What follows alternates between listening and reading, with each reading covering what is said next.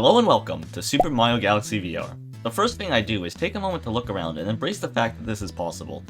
The controls are a little bit wonky, as anytime you move your Joy-Con, the camera moves with you. That essentially means that side flips are impossible. Long jumping through the courtyard of Peach's castle felt incredible, as fireballs constantly crashed around you. I'm sure we all know how the intro for Mario Galaxy goes at this point, so let's just skip ahead. I get my first look at Illuma in VR as Mario wakes up, and now it is time to catch some rabbits. I would say that this is when I learned that this game may not be as easy as something like Pikmin or Mario Sunshine, because having to do any sort of precise movement requires what I would assume to be decades of training. After a few painful minutes, I managed to catch 2 of the 3, before proceeding to spend another few minutes trying to find the location of grass. I will say this, after playing through this game in VR, you will appreciate Mario and the work he does a lot more. I finally managed to catch the final rabbit and struggled to climb up to Rosalina, who is an absolute giant. She gives Mario the power to spin, and that kicks off the first true level of the game. Of course, the first thing I do is long jump onto a Goomba and fall into a black hole. After that slight blunder, I manage to collect the launch star fragments and make it to the next planetoid. Fighting my way through some Goombas leads Mario to this intersection where the first grand star lays. For all the pain that I have experienced in these genuine 30 minutes of gameplay, seeing that grand star in VR made up for it. And that takes us to the Comet Observatory. Arguably the most iconic Mario Hub world, and no, I did not forget about Mario 64. It's here where, what is that? Rosalina? Well, let's just pretend we never saw that. I decided to take a moment to run around the pitch black observatory before heading to the first level, Good Egg Galaxy. That was a pretty satisfying landing.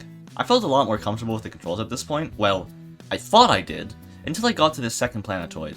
Mario has 2 major weaknesses from this point of view: making precise movements, and being able to see what is around him. So, rolling rocks here are nearly impossible to see, and you need to avoid them while collecting launch star fragments. I nearly died several times and had to semi-cheat by going in and out of first person. So, the camera in this game follows Mario's POV rather accurately.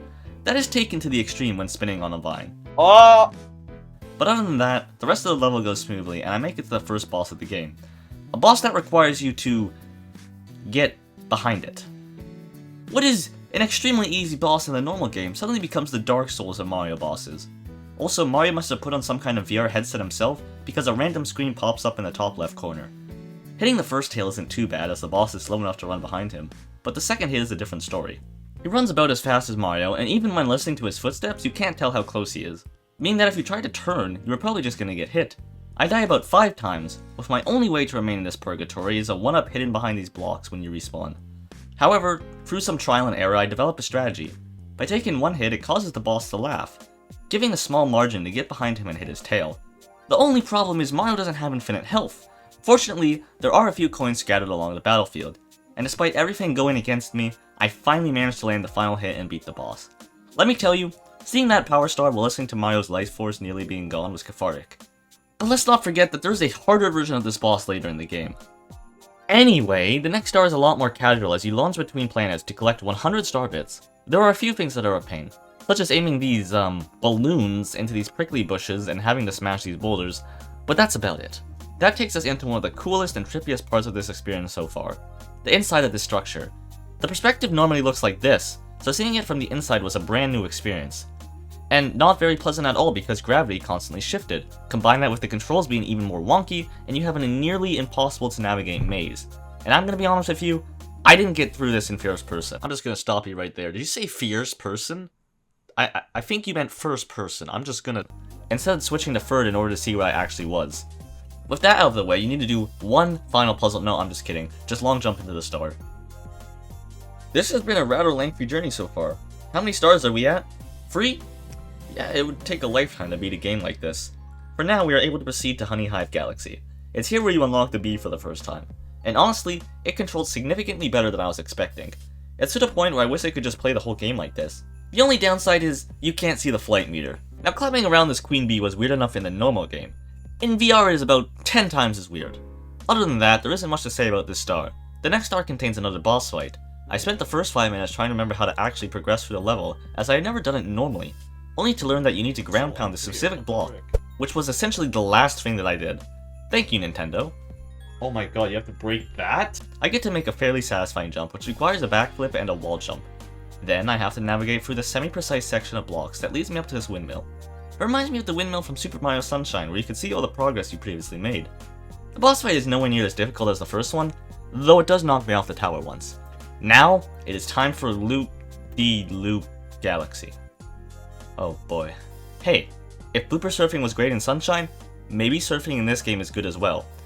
And it surprisingly is. The biggest downside is that you can hardly see where you are going, as Mario is constantly bouncing underneath the waves. Once you just take it slowly around sharp turns, it actually becomes pretty easy to beat. At this point I figured I was going to get to at least the first big boss of this game, so onwards to King Caliente for another star. Here's a boss that I thought was going to be an absolute nightmare. Trying to hit these fruits into a bush was hard enough, so trying to defect them back at a boss 3 times in a row sounded like a nightmare. But then I beat it on the first try.